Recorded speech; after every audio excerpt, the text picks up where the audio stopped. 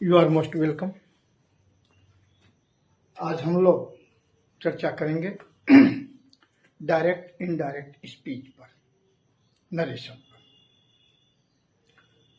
जैसा कि आप भी जानते हैं, नरेशन हाई स्कूल इंटर के एग्जाम के लिए तो इम्पोर्टेंट है ही, कॉम्पिटिटिव एग्जाम के लिए भी मोस्ट इम्पोर्टेंट है।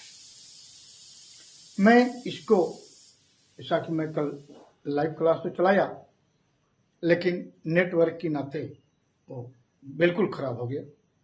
उसके बाद फिर से मैं पूरा वीडियो बना करके आपको दे रहा हूँ। फिर जब यहाँ नेटवर्क सही हो जाएगा तब मैं उसको लाइव क्लास में भी लूँगा, क्वेश्चन आंसर भी लूँगा, तो आप लोग इसको देखें। नरेशन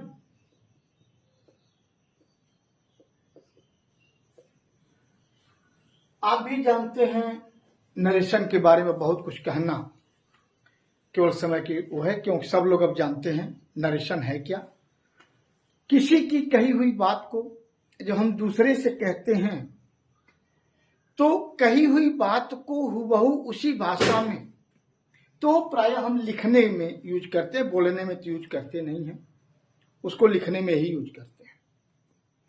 लेकिन जब वही हम किसी से कहते हैं तो हम अपनी भाषा में कहते हैं कि उसने क्या कहा, तो उसमें कुछ चेंजेस जरूरी होते हैं। एक चीज मैं आपसे कहूंगा, आजकल एक फैज दौर चल रहा है, प्रायः लोग कहते हैं कि मैं बिना ग्रामर के मैं इंग्लिश बताऊंगा, मैं बिना नियम के इसको बताऊंगा। लेकिन नहीं बेटे, एक चीज बता दूं, मैथ का फार्मूला आपको किस रूप में उपयोगी होता है। बड़े बड़े क्वेश्चन आप चुटकियों में सॉल्व कर देते हैं उस फार्मूले से। तो किसी भी लैंग्वेज का जो ग्रामर है वही उसका फार्मूला है, उसको अच्छी तरह से लिखने का, समझने का। तो मैं कहूंगा अपने दिमाग से आप ये चीज निकाल दें कि हम बिना नियम जाने हम कोई भी पूरी भाषा का, मैं नरेशन की बात नहीं कर रहा हूं, इवन एक छोटे से सेंटेंस मैं जैसे कहूं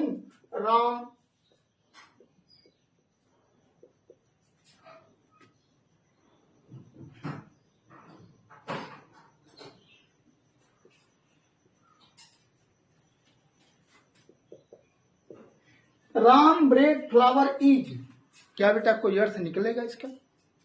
कोई अर्थ नहीं निकलेगा। आप जो मैंने कहा कि हाई स्कूल इंटर या कंपटीशनर के लिए है, थोड़ा सा दिमाग लगाएं, आप समझ जाएंगे कि मैं जो कह रहा हूं क्या कह रहा हूं। इस भ्रम में मत रहिए कि बिना नियम के ये सब, बेटा आप धोखे में रहोगे, आपका समय बर्बाद होगा। थोड़ा सा समय लगा करके, परिश्रम करके आप नियम को पकड़ लीजिए, बड़े से बड़े चीज सॉल्व हो जाएगा, चुटकियों में सॉल्व हो जाएगा। आइए देखा जाए तो नरेशन, मैं कहूं Ram said I am ill, यह राम की कही हुई बात यह है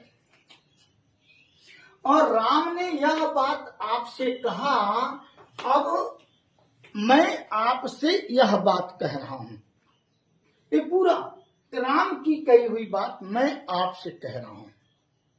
तो राम तो मेरे पास है नहीं, राम दूर हो गया। तो अब आप देख रहे हैं, यहीं पर पहले आइए, तो ये जो कामा के इधर है, बाहर है, इसे हम कहते हैं रिपोर्टिंग क्लज, रिपोर्टिंग क्लज, और इसे हम कहते हैं रिपोर्टेड क्लज। मैं क्लज इस नाते कह रहा हूं, स्पीच से कोई बड़ा हमारा अर्थ नहीं निकलेगा और हम कुछ सीखेंगे भी नहीं। लेकिन क्लज कल, जैसे अभी हमारा कल एक बच्चा, इसके पहले भी एक बच्चा हमारा क्वेश्चन किया था कि सर जरा फ्रेज और क्लज समझा दीजिए। फ्रेज अभी मैं बताऊंगा। जैसे मैं कहा रिपोर्टिंग क्लज, बहुत अच्छा शब्द आ गया, रिपोर्टिंग क्लज। एक से अधिक शब्द हैं, दो शब्द हैं, रिपोर्टिंग प्लस क्लज, दो शब्द, लेकिन इसे मेन वर्ब नहीं है। यही बेटा हो गया फ्रेज, यही फ्रेज है। एक से अधिक शब्द हो, 2 शब्द हो, 4 शब्द हो, father in law compound word है, नाउन है, लेकिन आप इसको फ्रेज कह लेंगे, 3 शब्द हो गया बेटा। तो यहां भी देखिए रिपोर्टेड क्लच 2 शब्द हो गया, 1 2 शब्द हो गए, और उसमें मेन वर्ब नहीं है। तो यही बेटा जो है फ्रेज है। क्या है? फ्रेज है। लेकिन यहां क्यों क्लच कह रहा है? मैं इस शब्द को जो एक ग्रुप है ना, मैं इसको बेटा कहा हूं फ्रेज, मैं इसको नहीं फ्रेज कह रहा हूं।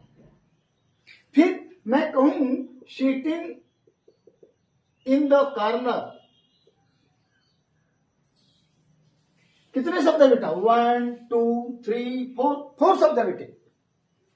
और सिटिंग जब तक यहां इज एम आर यानी बी का रूप नहीं लगेगा तब तक इसका अर्थ रहा है नहीं होगा।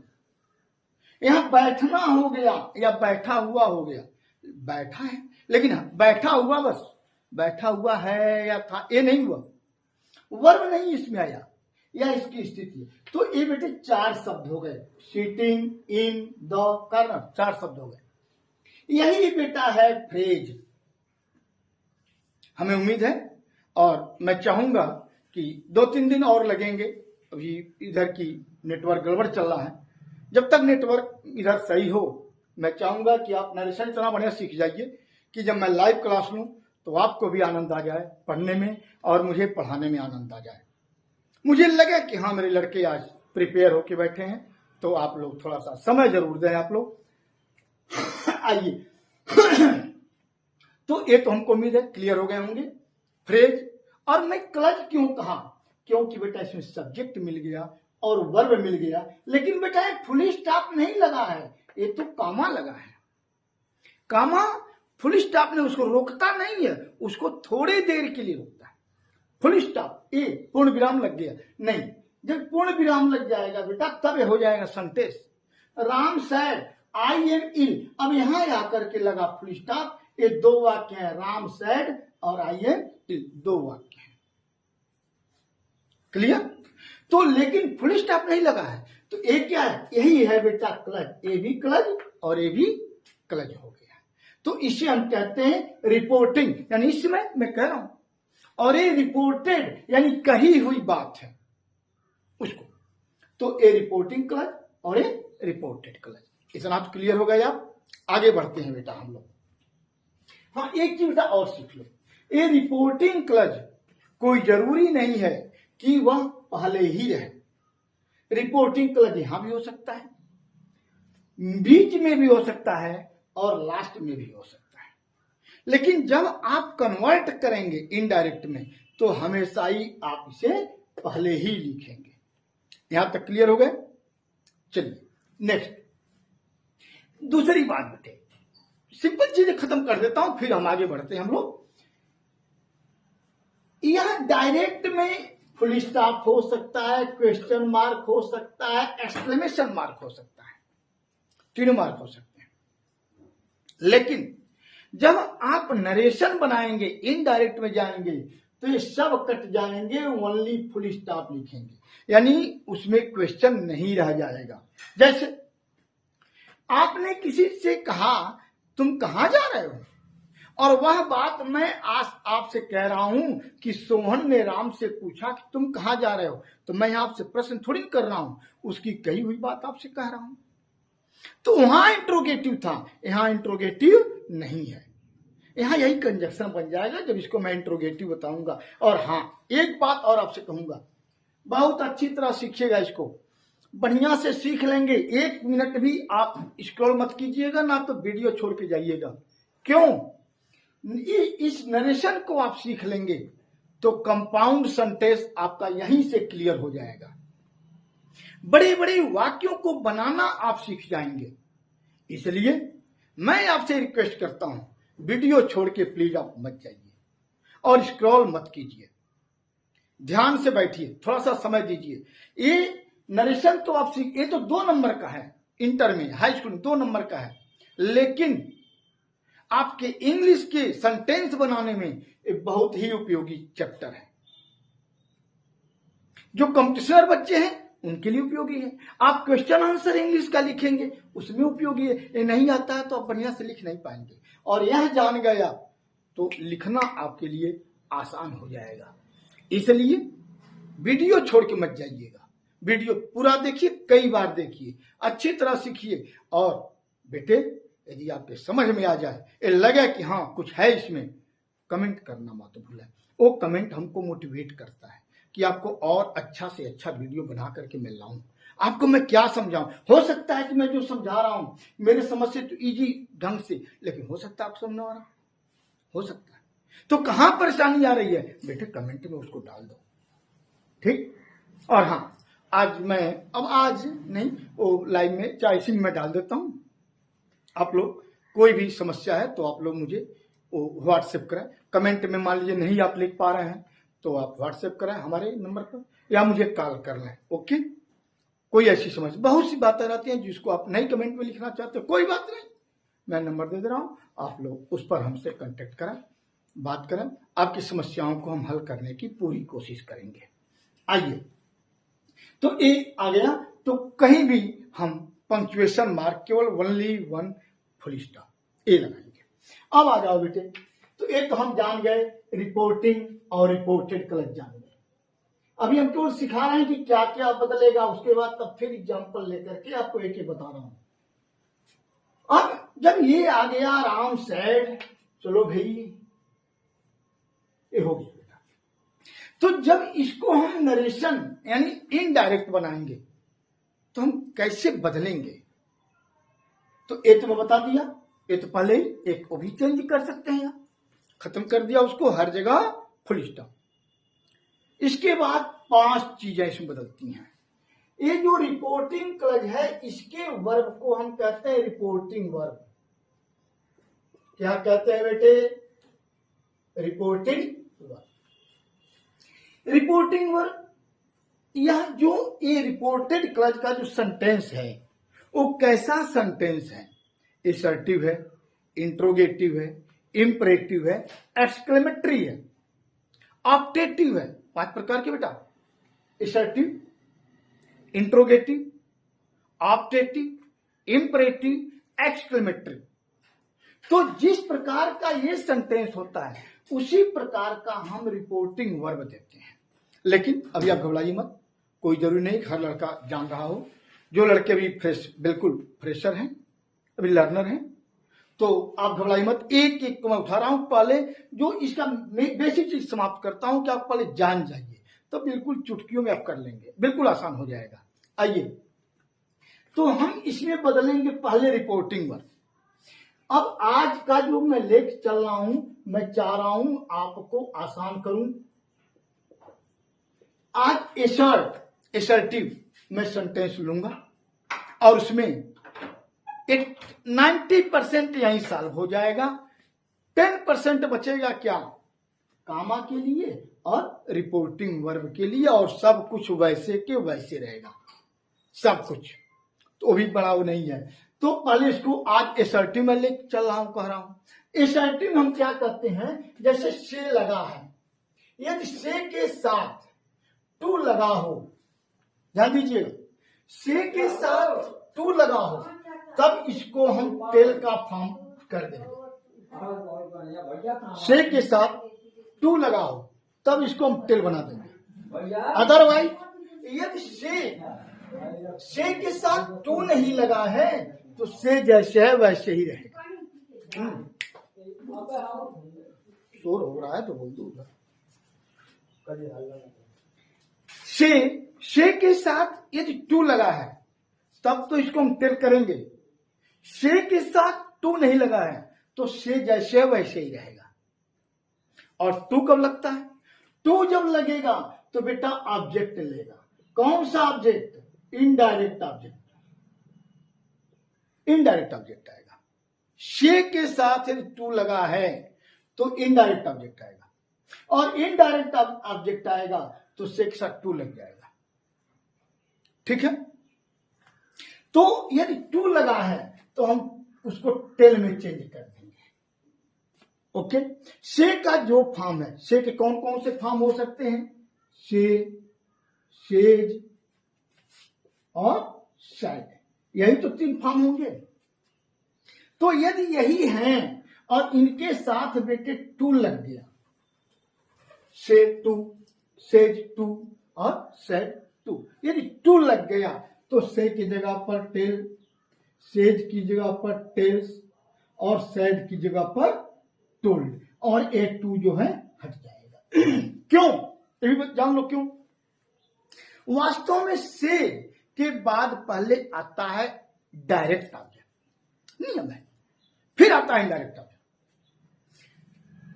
जब नियमतः जब यहां डायरेक्ट, तो डायरेक्ट हट गया, अब इनडायरेक्ट ऑब्जेक्ट, तो हम टू लगा देते हैं। लेकिन टेल आप याद रखिएगा, एक कंपटीशन में आता है और आप लोग गलती कर देते हो, टेल का यूज कर लेते हो और बात दूसरी रख देते हो। टेल के बाद तुरंत ऑब्जेक्ट चाहिए, ये ध्यान रखिएगा। ये जल्दी कोई बताएगा नहीं बेटा, बहुत डीप चीज है। टेल के बाद ऑब्जेक्ट जरूरी है। जैसे मैं कहूं वह हमें हमारी कमजोरियां बताता है, ध्यान दीजिएगा। मैं कहूं वह हमें हमारी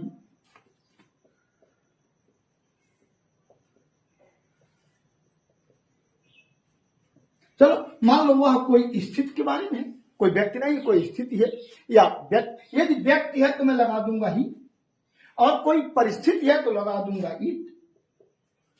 अब मैं यहां हमें हटा देता हूं, वह हमारी कमजोरियां बताता है, मैं हमें हटा दिया, ट्रांसलेशन हमें लगा दूंगा तो आसान हो जाएगा, आप कर लेंगे। It tells us our weakness, ये थोड़ा आसान हो गया। लेकिन यहां वह हमें, वह हमारी कमजोरियां किसको बताता है। यदि कुछ भी नहीं है तो आ जाइए अपने ऊपर, अपने ही ऊपर आ जाइए और ऑब्जेक्टिव केस दे दीजिए। तो आपको अपने पास से इट टेल्स अस, ये हाँ हमें हटा सकते हैं, लेकिन इंग्लिश से आप अस नहीं हटा सकते, ये आपको देना पड़ेगा। ओके, इसी प्रकार से जब यहां मैं कहा टेल, तो टेल के बाद ऑब्जेक्ट बेटा जरूरी है, जरूर देंगे। आप ऐसा मत कर दीजिएगा कि टेल का यूज कर दिए और आप ऑब्जेक्ट नहीं लिखे। आइए,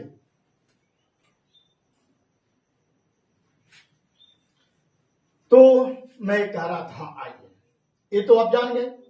अब हम चलते हैं बेटे, अब ये सर्टिव लेके चल रहा हूं कि आपको बहुत कंफ्यूज ना हो, सिंपल आप लेके चलिए। क्यों भाई,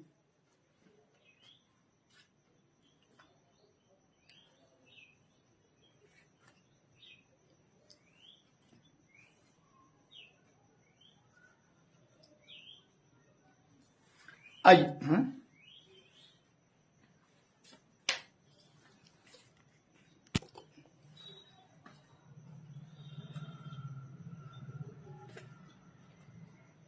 मैम, मैम, एक मिनट, आइए। तो कल लगाए थे लेकिन फिर डिस्चार्ज लगा दिए चालू।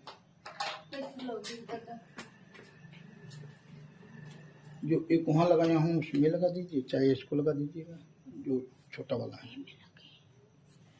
इसमें, और इसमें, तो जो पुराना वाला चार्जर उसको लगा दीजिएगा। आइए, ये फिर हम क्या चेंज करेंगे, कामा, कामा की जगह हम कंजक्शन लगाते हैं। तो मैंने कहा आज एक छोटा सा है, इसको पूरा बता देता हूं। कामा की जगह बेटा 2-3 ही चीज आती ही है। पहला दैट, दैट कब आएगा, जब यह असर्टिव होगा तब आएगा दैट, जबकि यहां चल रहा है, ठीक है, ये चल रहा है तो हम कामा की जगह क्या लगा देंगे, दैट। यदि यह इंट्रोगेटिव हो जाए, इंट्रोगेटिव, तब बेटा दो स्थितियां होती हैं। यदि ऑक्सिलरी वर्ब से आरंभ हो और एक क्वेश्चन वर्ड से आरंभ हो। यदि यह ऑक्सिलरी वर्ब से आरंभ है तो आप लगाएंगे इफ या वेदर, और यदि डब्ल्यू यानी इंट्रोगेटिव वर्ड से है तो यही कंजक्शन का कार्य करेगा, यही यहां पर आ जाएगा, तब इफ या वेदर नहीं लगाएंगे। अभी आगे जब शुरू होगा तब बताऊंगा कि प्रायः एग्जाम में करता क्या है और कंपटीशन में क्या करता है। दैट भी लगा देगा, इफ या वेदर भी लगा देगा, दैट भी लगा देगा या इंट्रोगेटिव वर्ड लगा देगा, यही गलती है। डबल कंजक्शन यूज नहीं होगा, एक बात। हाँ, दूसरी बात, यदि यही इफ कंडीशनल में है तो इस इफ को नहीं हटाएंगे आप, यह इफ रहेगा। केवल कंजक्शन के रूप में इफ जो है यहां पर नहीं रहेगा। लग गया? परीक्षा वाले में माइक्रो लगा दिए कुछ ठीक। तो इफ या, तो आज का जो हमारा चल रहा है तीसरा इंपरेटिव, इंपरेटिव में आप क्या लगाते हैं? टू, और एक स्थिति होती है कि दैट का भी यूज होता है। कब? जब लेट वाले वाक्य होते हैं वहां पर दैट लग जाता है, नहीं तो सामान्य में हम टू का यूज करते हैं। कंजक्शन कामा की जगह पर। बेटे जैसा हो, वीडियो सुनते समय कैसा लग रहा है, क्लियर हुआ कि नहीं, बेटा कमेंट में बेटे जरूर डालना, उससे हमको भी लगता है कि मेरे बच्चों को आ रहा है, मेरा परिश्रम सार्थक हो रहा है। ठीक, जरूर बेटा कमेंट में डालना। आओ, तो यहां पर कामा की जगह पर हम आज का जो मेरा है, आज का लेसन वो दैट वाला है। क्यों? असर्टिव है। यहां तक हो गया क्लियर? चलो बेटे आगे बढ़ते हैं। आज हम चाहते हैं कि मेरे बच्चों का नरेशन की प्रॉब्लम बिल्कुल सॉल्व हो जाए। मैं देखता हूं कहां तक मैं सफल हुआ। ये मेरी सफलता का मापदंड आप लोग कमेंट करके बताएंगे, तब मैं जानूंगा कि मैं कितना सफल हुआ। आओ बेटे, तो दो चीज हो गया, कौन कौन? रिपोर्टिंग वर्ब हो गया, कामा हो गया, हो गया। तीन चेंज बेटे इसमें आता है, तीन चेंज। कौन कौन? पहला प्रोनाउन, कौन? इसमें इधर का कुछ भी प्रोनाउन हो, इससे मेरा कोई मतलब नहीं है भाई। रिपोर्टिंग वर्ब के प्रोनाउन से मेरा कोई मतलब नहीं है। जो तीन चेंज बता रहा हूं वो रिपोर्टेड क्लच का है।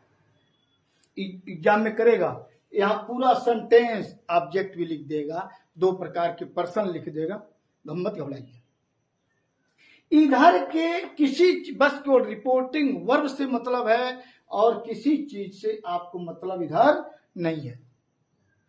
इस सब में यहां कामा हो गया, असर्टिव चला, दैट लगा दिया आपने, वो भी हो गया। केवल तीन चेंज इसमें, कौन? प्रोनाउन। मैं अपने टीचिंग लाइफ में देखा हूं, बच्चे यहां भी बेचारे परेशान होते हैं, चलो ये भी थोड़ा इजी करता हूं। केवल तीन, आई, वी और यू, इसी का जो फॉर्म है बस वह यह इसमें कहीं भी है तो बदलेगा। इसके अलावा कुछ है तो नहीं बदलेगा। इसको कहते हैं, आई और वी को कहते हैं फर्स्ट पर्सन और यू को कहते हैं सेकंड पर्सन। क्यों कहते हैं बेटा, ये भी सीख लो। यह पर्सन जो आया ना, बातचीत करने से आया। जो बात करता है वो अपने लिए आई और वी का यूज करता, मैं या हम, और सामने वाले को तुम या आप यूज करता है। ओके, अब यही जो है सामने वाला सेकंड पर्सन, मैं फर्स्ट पर्सन, और जो डिस्टेंट बॉडी है जिसके बारे में हम बात कर दूर है, वो क्या है? Third person. तो थर्ड, इसमें फर्स्ट पर्सन और सेकंड पर्सन में जेंडर क्लासिफिकेशन नहीं होता, क्योंकि हम दोनों आमने सामने हैं, हम दोनों दूसरे को देख रहे हैं। मैं अपने लिए मैं कहूंगा, हम कहेंगे, और आपको भी मिला लूंगा तो हम हो जाएंगे, और सामने वाले को तुम या आप कहेंगे। तो यहां पर जेंडर क्लासिफिकेशन नहीं है। लेकिन थर्ड पर्सन में होता है। तो थर्ड पर्सन में एक पुरुष के लिए ही, एक स्त्री के लिए सी, और कोई वैसा है जहां स्त्री पुरुष का भेद नहीं है तो इट, और तीनों का प्लूरल होता है दे, तीनों का प्लूरल होता है दे। अब बदलते कैसे? आ जाओ। तो आई के बेटा फॉर्म है आई, मी, माई, माइन, माईसेल्फ। हालांकि इस पर मैं बना चुका हूं वीडियो, लेकिन यहां भी मैं बता दे रहा हूं। हो सके तो आप लोग उस वीडियो को देख लेंगे प्रोनाउन का, तो बहुत मजा आ जाएगा, आपको मजा आएगा और हमें भी मजा आएगा। आइए, ये जो है नॉमिनेटिव केस जिसको हम सब्जेक्ट भी कहते हैं, ये है बेटा ऑब्जेक्टिव केस, ये दोनों है पोसेसिव केस। कौन है? पोसेसिव। तो ये है एडजेक्टिव और ये है प्रोनाउन और ये है रिफ्लेक्सिव। ठीक है। एडजेक्टिव माई और माइन में क्या डिफरेंस है? ये जो पोसेसिव एडजेक्टिव है इसके साथ नाउन बेटा जरूरी है, जान लो। कहीं भी पोसेसिव एडजेक्टिव लगेगा तो उसके साथ नाउन लगेगा, लेकिन प्रोनाउन के साथ हम नाउन का यूज नहीं करेंगे। क्यों नहीं करेंगे? मेरी किताब, मैं इसकी चर्चा पहले कर चुका हूं। जब पहले कर दिया तो यहां पर केवल आएगा तेरी, या मेरी किताब है और वह तेरी है। तेरी कह दिया, किताब मैंने नहीं कहा। ठीक, तो यहां नाउन नहीं आया है, तो यहां पर पोसेसिव प्रोनाउन आएगा। और यहां पर मेरी के बाद किताब आ गया है तो यहां पर पोसेसिव एडजेक्टिव आएगा। वही मैं बता रहा हूं, आप लोग इसको देखना। आइए,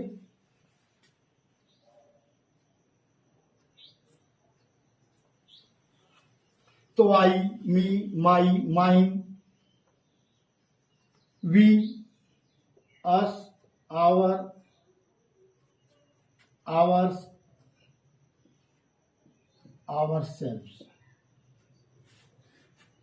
you, your, yours, yourself या yourselves। यह दो होता है। क्यों? आप कहेंगे सर क्यों? अब हम लोग कैसे जानेंगे योरसेल्फ योरसेल्फ? यू, तुम, आप अकेले हैं तो भी मैं कहता हूं तुम, और तुम लोग जो सामने मेरे जितने लोग हैं सबको कहा तो भी, तो सामने आप हैं तो एक भी कहूंगा और सब लोग हैं तो भी कहूंगा। तो यू, आप अकेले हैं तो यहां से यहां तक कोई डिफरेंस नहीं है। यू, योर, योर्स, यहां तक कोई डिफरेंस नहीं है। लेकिन जब रिफ्लेक्सिव प्रोनाउन आएगा तब बेटा अंतर हो जाएगा। सिंगुलर है योरसेल्फ और प्लूरल है, एक से अधिक लोग हैं तो योरसेल्फ। हाँ, अब आपको मैं कहा बस आई, वी, यू, इन्हीं तीन का फॉर्म इसमें कहीं दिखाई पड़ेगा तो पकड़ लूंगा, क्योंकि उसको चेंज करना है। इसके अलावा ही, शी, ईट, दे या कोई नाउन आ जाए तो हम इसको चेंज नहीं करेंगे। Okay, okay. यहां तब उसमें कोई, यहां से लेकर के और वहां तक कोई चेंज नहीं करेंगे। यहां से लेकर के यहां तक बेटा कोई चेंज नहीं होगा। ठीक है। आइए, बस आई, वी, यू ये फॉर्म में लिख दिया, यही फॉर्म कहीं आपको दिखाई पड़ेगा तो बदल दूंगा। ठीक है। अच्छा, ये भी जानना आपको जरूरी है, अभी बता रहा हूं क्यों। ही, हिम, हिज, हिमसेल्फ, शी, हर,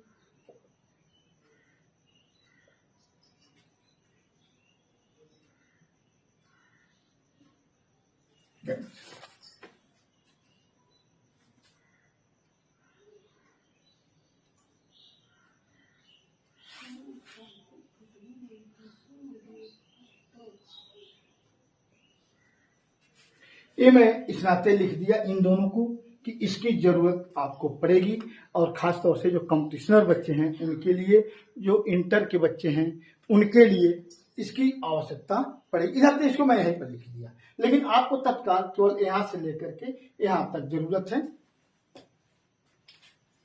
जो एकेडमिक वाले बच्चे हैं उनको यहाँ तक जरूरत है, और इंटर वाले बच्चों को भी इसकी जरूरत पड़ेगी। जो ICSE बोर्ड या CBSE बोर्ड में है उनको इसकी जरूरत पड़ेगी, इस हिसाब से मैं इसको लिख दिया। अब आइए, तो ये आप जान गए। तो अभी मैं बताया प्रोनाउन आप चेंज करेंगे। उसके बाद अब क्या आता है,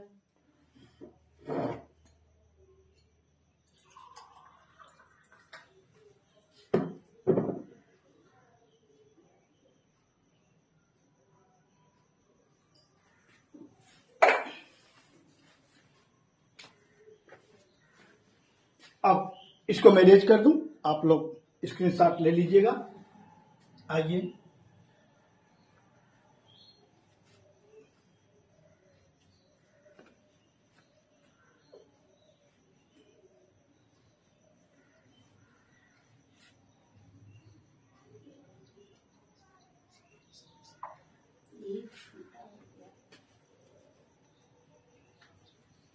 अब प्रोनाउन आपने चेंज कर दिया। अब क्या चेंज करेंगे, टेंस। टेंस टेंस में कब चेंज करेंगे, वहां स्थितियां हैं। टेंस यदि रिपोर्टिंग वर्ब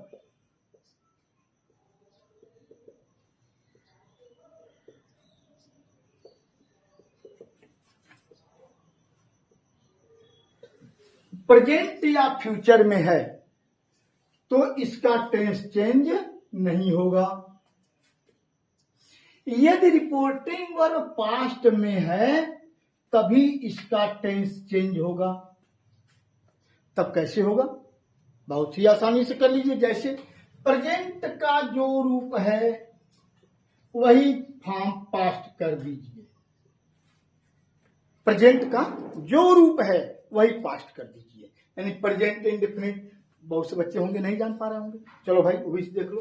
तो प्रेजेंट का इंडेफिनिट कैसे जानेंगे, यदि वर्ब का फर्स्ट फॉर्म लगा हो, वर्ब का SEIS फॉर्म, डू या डज लगा हो, तब क्या करेंगे, यहाँ वर्ब का सेकेंड फॉर्म कर देंगे या डिड प्लस वर्ब का फर्स्ट फॉर्म कर देंगे। डू डज लगा होगा तो आप डिड कर देंगे, डू डज लगा होगा तो यहां भी वर्ब का फर्स्ट फॉर्म होगा, यहां फर्स्ट फॉर्म हो जाएगा। ओके, यदि इज एंड आर लगा हो तो आज वर्क कर देंगे। हैज या हैव लगा है तो आप हैड कर देंगे। डिड या वर्ब का सेकेंड फॉर्म लगा है तो आप हैड प्लस वर्ब का थर्ड फॉर्म कर देंगे। वाज या वर लगा है तो हैड बीन कर देंगे।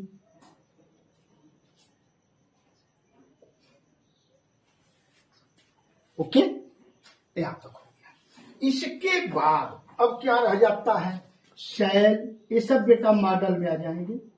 शैल, विल, कैन और मे, ये चार को लीजिए।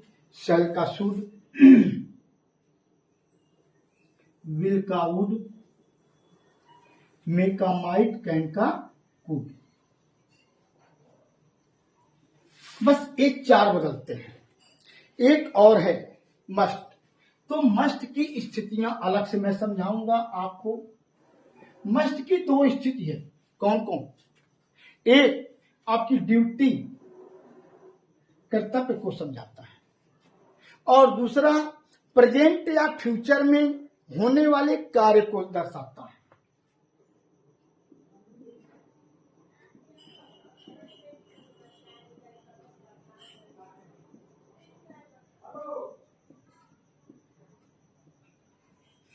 यदि ड्यूटी को दर्शाए, जो आपका कर्तव्य है, नैतिक कर्तव्य है, तो आप यहां पर मस्ट ही रहने देंगे, आप यहां कोई चीज नहीं बदलेंगे। लेकिन यदि प्रेजेंट या फ्यूचर में होने वाले कार्य को दर्शा रहा हो तब बेटा हैव टू का फॉर्म यूज करेंगे, हैव टू का फॉर्म यूज करेंगे। अभी सब बताया जाएगा, आप यहां पर अच्छी तरह इसको सीख लें पहले। ओके, यहां तक हमको उम्मीद है आप लोग क्लियर हो गए होंगे। इसको बेटा स्क्रीनशॉट ले लेंगे, बहुत काम आएगा। ठीक है, मैं आगे बढ़ूं, चलिए।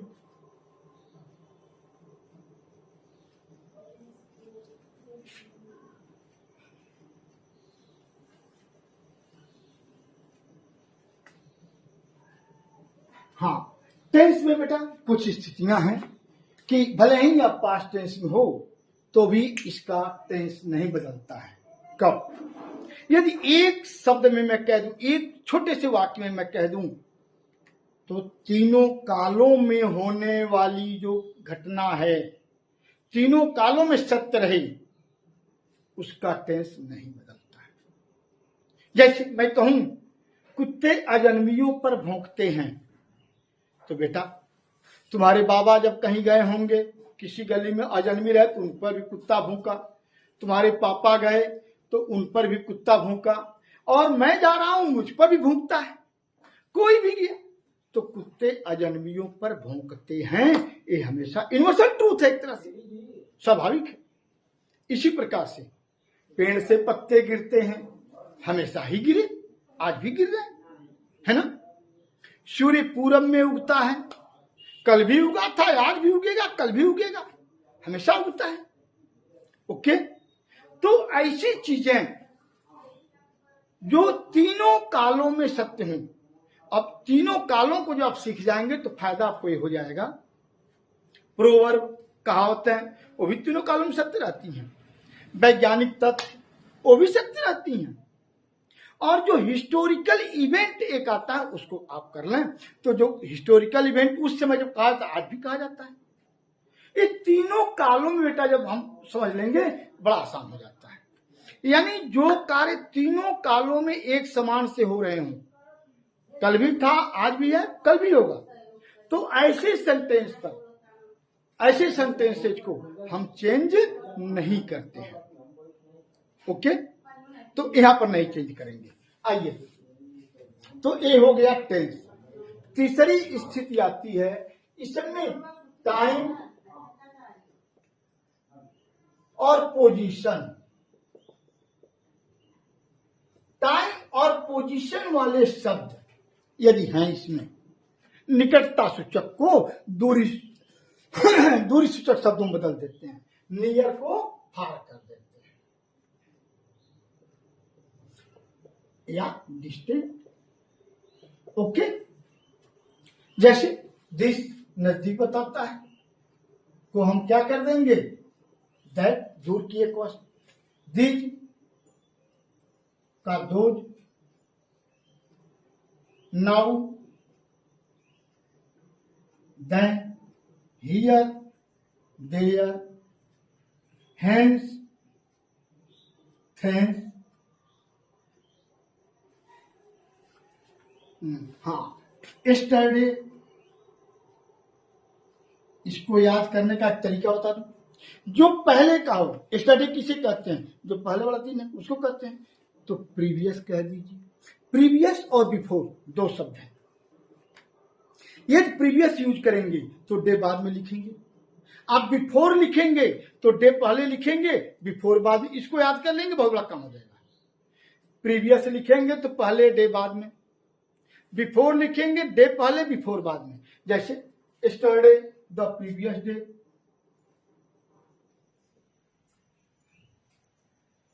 ठीक है, प्रीवियस, या the day before.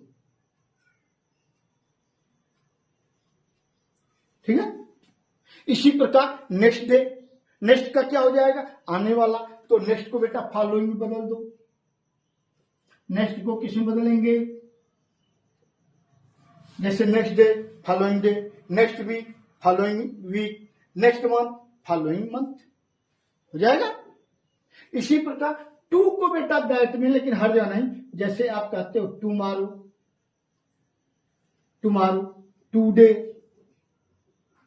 To night आप कहते हो, तो टुमारो यानी आने वाला, द फॉलोइंग डे हो जाएगा, द फॉलोइंग डे।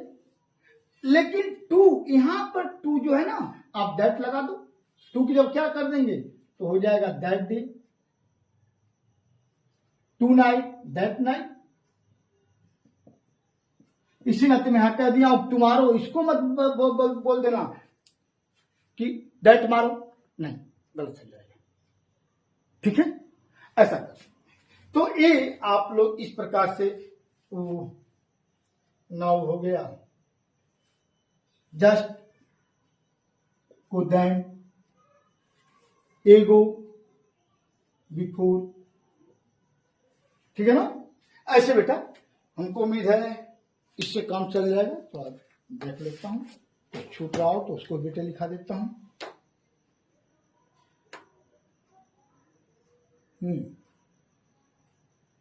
ठीक है, ठीक है, ये बेटा हो जाएगा। तो आप लोग इसको आप टू नाइन, तो इसको बेटा आप लोग लिख लेंगे। ये आपका पांचों चेंज हो गया। पहले बताया verb, comma, pronoun, verb, near to. मैं चाहूंगा कि आज इसको मैं यहीं पर बंद करूं, इस नाते कि थोड़ा सा इसको आज आप लोग पढ़ लेंगे अच्छी तरह, स्क्रीनशॉट लेकर के भी, बार बार वीडियो देख करके, सुन करके भी आज आप लोग अच्छी तरह इसको देख लें, जिससे कल मैं क्लास लूं तो आपको भी मजा आ जाए और मुझे भी आनंद आ जाए। अब इसके बाद बहुत ही इजी हो जाएगा ये। ओके, तो आज का क्लास यहीं बंद किया जाए। आप लोग इसको देख रहे हैं, मन से देख रहे हैं, बहुत बहुत आपको मैं धन्यवाद दूंगा। हृदय से आप लोगों के प्रति मेरा आशीर्वाद है, बहुत बहुत धन्यवाद है। लाइक और सब्सक्राइब करना न भूलें। आप लोगों का सहयोग मुझे खूब मिल रहा है। बहुत बहुत धन्यवाद। थैंक्स बेटा।